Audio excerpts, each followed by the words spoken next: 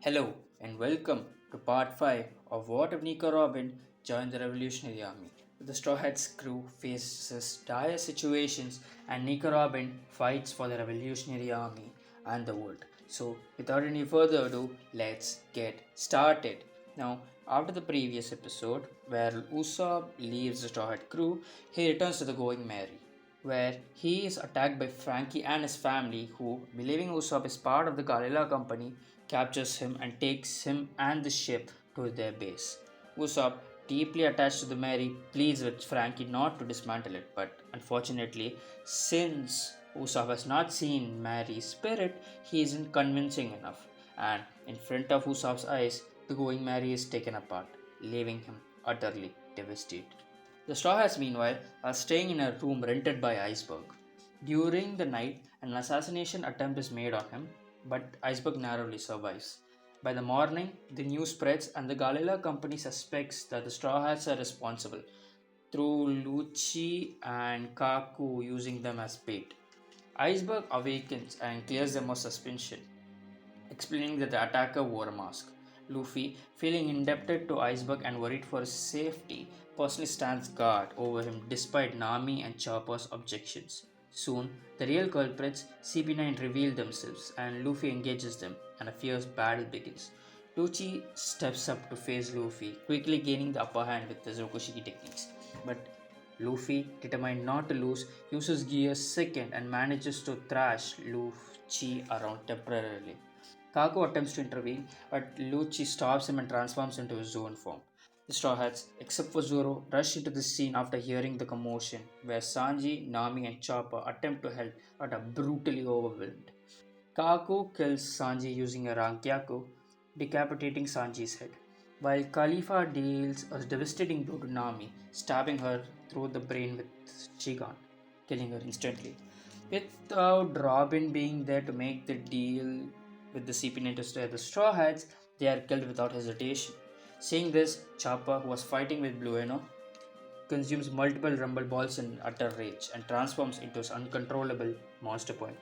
The sheer chaos causes the building to collapse, and as the dust clears, Luffy sees the lifeless bodies of his friends, and in a blind fury, he launches a wild, desperate attack at Lucci. But Lucci, his calm and collective mind, uses Luffy's reckless moves to his advantage, and with a devastating Rokugan, he nearly knocks Luffy out.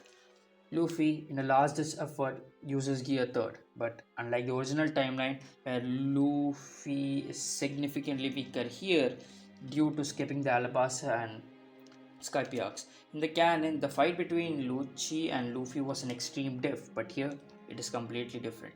Meanwhile, Kaku and Khalifa slip away. Kaku reaches the Straw Hat's rented room and finds Zoro crawling towards his swords, fighting through immense pain. In a cruel twist of irony, Kaku picks up Wado Ichimonji, Zoro's own sword, and decapitates him. Khalifa, having slaughtered Iceberg and Galila Company with the Rangyaku, returns to finish off the Straw Hats. She assists Kaku in taking down the rampaging Chopper. Lucci lands another brutal Rokugan on Luffy, leaving him helpless, and then kills him with a Rankyaku, dismembering his body and releasing the Hito Hitonomi back into the wild. With all of that final blow, they kill Monster Chopper.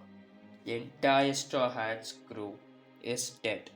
With the mission complete, the CP9 proceeds to capture Frankie and slaughter the Frankie family, including Usopp, before delivering him to Enies lobby. Frankie is brutally tortured there, his body disassembled as Spandam obtains the blueprints for Pluton. However, Spandam plans to construct Pluton are cut down when the world governments, wary of his ambitions, has him assassinated. Luffy, Lucci, and the rest of the CP9 are reassigned to other secret missions as the blueprint falls into the hands of the world government. The Gorosei, including Emu, start the construction of the ancient weapon. Meanwhile, the Revolutionary Army launches a full-scale attack on Egghead Island. They overwhelm the island's defenses, storming Dr. Vegapunk's lab. Here, they find Kuma and Bonnie. Bonnie tearfully reunites with her father while Dragon negotiates with Vegapunk, persuading him to switch sides by sharing crucial information about the decline and the future of the world. Vegapunk, alarmed by his findings, including the alarming rise of the sea level by 200 meters, explains the situation to Dragon and agrees to join the Revolutionary Army.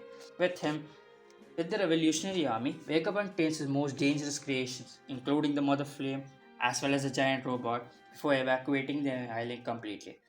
By the time the world governments get wind of this, Egghead is already deserted, and the Revolutionary Army has gained a much powerful ally. Elsewhere, the Blackbeard pirates make their move, with Ace dead and his killer known worldwide. Teach's notoriety spreads, but he has his sights on a larger prize. Planning an upcoming heist, Teach first decides to eliminate a lingering enemy, the remnants of the Whitebeard pirates, led by Edward Newgate himself. And this is where we're going to be leaving this part for right now.